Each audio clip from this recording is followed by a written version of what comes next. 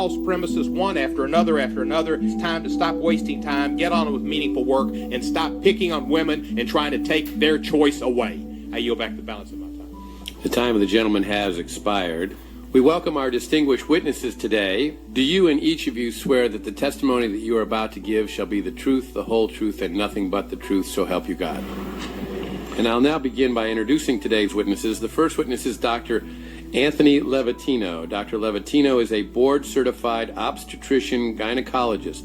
Over the course of his career, Dr. Levatino has practiced obstetrics and gynecology in both private and university settings, including as an associate professor of OBGYN at the Albany Medical College. And Dr. Levatino, we'll begin with you. Welcome. Thank you, Chairman and members of the committee.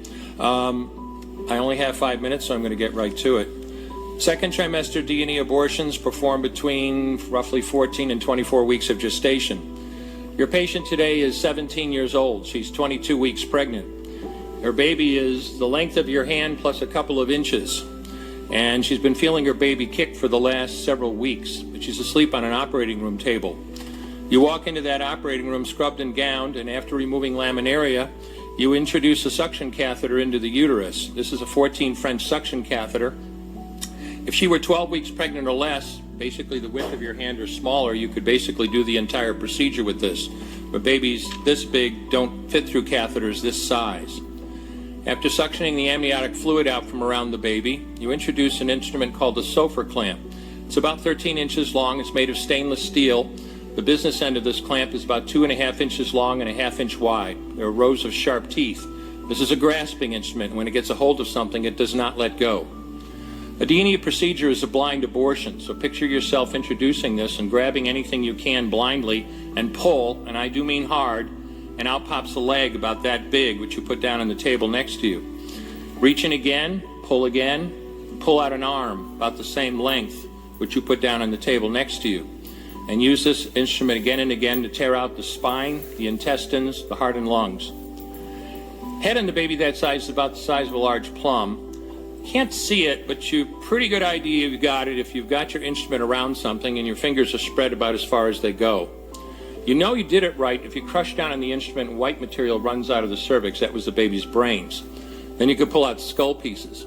And you have a day like I had a lot of times. Sometimes the little face comes back and stares back at you. Congratulations, you just successfully performed a second trimester D&E abortion. You just affirmed her right to choose.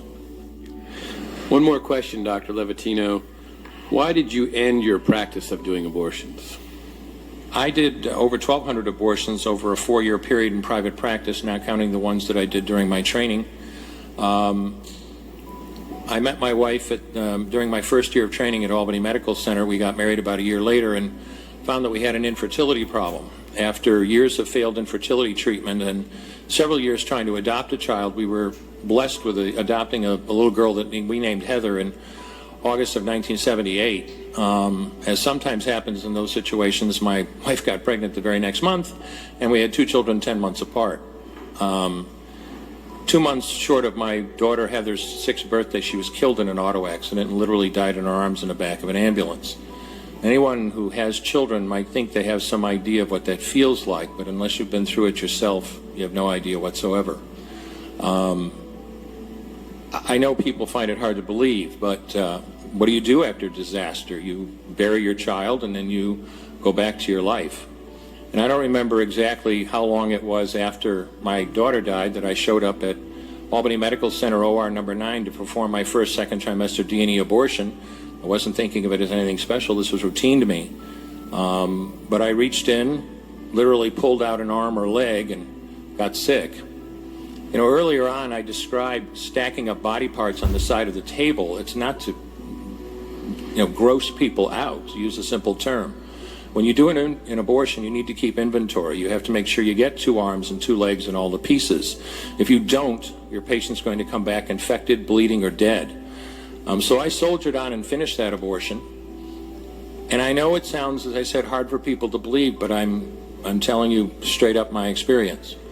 After over 1,200 abortions, first and second trimester up to 24 weeks and all the rest of it, and being very dedicated to it, for the first time in my life, I really looked at that pile of body parts on the side of the table. And I didn't see her wonderful right to choose, and I didn't see all the money I just made. All I could see was somebody's son or daughter. And I stopped doing late-term abortions after that, and several months later stopped doing all abortions. Thank you.